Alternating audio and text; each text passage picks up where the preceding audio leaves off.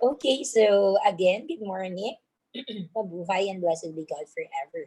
So for today, we're going to have now our first lesson in MAPE, specifically in arts subject. Okay, so I won't take it this longer anymore as an introduction because we had our introduction last time or last week already. So for the third quarter, we're going to focus on the South, West, and Central Asian countries. Okay, but for today, we're going to have the South Asian countries. Okay, so again, for the third quarter lesson one, our title is South Asian Arts and Crafts. Okay, so this is again the art subject, and I am Miss Jasrin Milea P. Alfonso, your arts teacher. Okay, so let's start exploring South Asian arts and crafts. So for the first part of our discussion, let us go on first in the country of India. Can you all say India? Very good. Okay, so what's with India? Okay, so the theme of this country is more or less, or most visual arts are illustrated and strongly emphasized by the religious customs and beliefs of Hindus. What does it mean? Their arts and crafts, okay, are based or is reflected or is connected with their religious beliefs or customs, okay, and their religion is Hindu.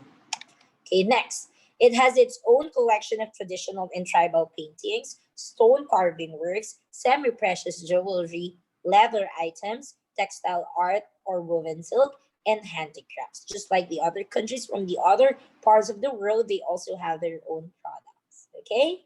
So that is about India. Now, as you look at the picture closely or on your notes, okay, they also have these kinds of arts. But before going on that part, one of the facts about India is that the devotees' love for higher being is called bhakti.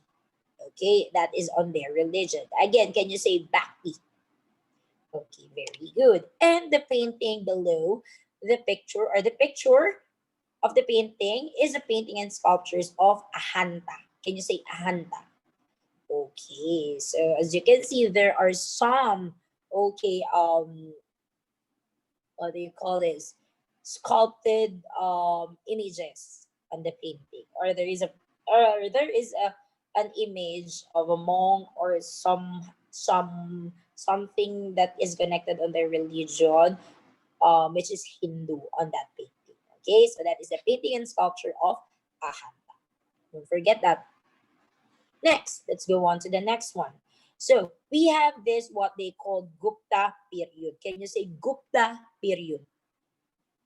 Very good. Okay, what is Gupta period? It is a number of temples were constructed. This is the period where the number of temples are constructed.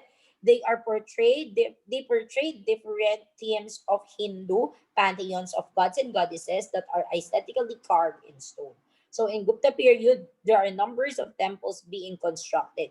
And the creativity of the Indians is reflected by means of the themes or the Hindu pantheons of gods and goddesses being carved in the stones of the temples. Next. So under Gupta period, okay, we have this also art on what they call Ganesha. Can you say Ganesha? Okay, Ganesha has an elephantine countenance with curved trunk and big ears, and a huge pot-bellied body of a human being. So as you can see in the picture, they also have here this kind of sculpture, which is Shiva Nataraha. Okay, what is Shiva Nataraha? This is a popular representation of Shiva dancing, so it is to prepare the universe for its destruction and rebirth. Okay, again, can you say Shiva Nataraha? Very good. Okay, next. Okay, if there is a Gupta period, we also have early 16th to the mid 18th century. And what are the arts and crafts on this period or century? Let us see. So as you can see, okay, the Mughals, they are the ones who ruled the northern India, and they contributed a lot on what they call the Taj Mahal. Taj Mahal is an immense mausoleum of white marble built in Agra between 1631 and 1648 by the order of Mughal Emperor Shah Jahan in memory of his wife Mumtaz Mahal. Okay, so Taj Mahal, one of the landmarks or known landmarks, okay, in India, which is contributed by the Mughals, okay, and it is what do you call this? It started to be built because of Mughal Emperor Shah Jahan, so that he can remember his wife Mumtaz Mahal. That is why the name of the landmark is Taj Mahal. Okay, can you say Taj Mahal? Very good. Okay, now let us also go on the other known arts of India. Okay, we have three here. So the first picture is what they call Deepavali or Diwali. Can you say Deepavali, Diwali? Okay, very good. The second is Rangoli. Say Rangoli, Rangoli. Very good. And the third one is Katak. Can you say Katak? Katak. Okay. Katak is a dance. Okay. It's not an, yes, it's an art, but it's not an art word. It's a dance art. Okay. Art dance. Like that. So again, the three are Deepavali or Diwali, Rangoli, and Katak. Okay. Now, they also have here a traditional art of painting the hands, feet, or body with a paste made from the powdered dried leaves of the henna plant. Okay, as you know, tattoos henna. So Indians are also fond of it. Okay, and they called it the art of Mendi. Can you say art of Mendi? Very good. So here are some of the art of Mendi. Okay, so some of the body parts are palm, back of hand, right hand, left hand, feet. Okay, so some of the meanings are on the left part. Okay, you can also see it on your notes. Okay, there are also okay classification of designs with meanings also with this art of Mendi. Okay, we have their birds. The meaning of it is messenger between heaven and earth, butterfly transformation, flowers, joy and happiness, sun, moon, and stars, and Pisces. Okay, for good luck. Okay. So since we're done with India, we are now going on to the next country, okay, which is Pakistan. Can you say Pakistan?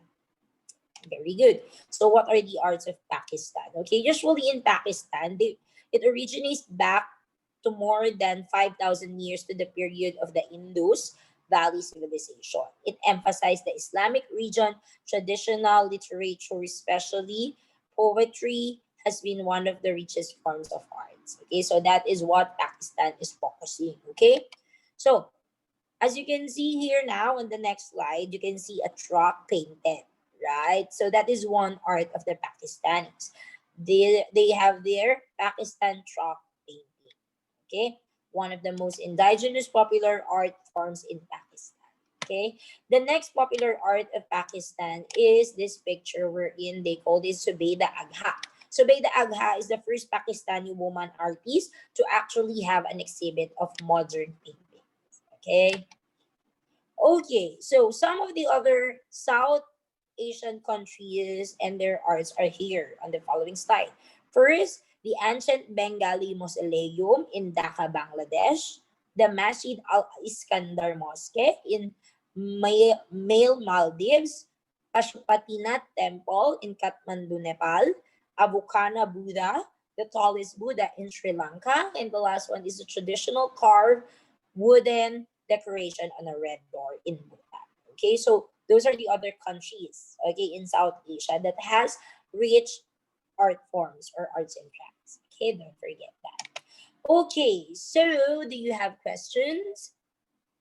If you don't have questions, that's good. If you have questions, again, let me remind you that you can message Miss Jazz anytime. Okay? So if you don't have question, let us now have a review, just like on the other videos that you have. You can use your whiteboard and marker, okay? And you can also pause the video for the following questions. All you need to do is to read and answer carefully. Write the letter of the correct answer on your whiteboard. So here are the following questions. Okay, you can choose the answer, then the answers are on the next slide. You can pause it, okay, so that you may know if your answer is correct. Second, third, fourth,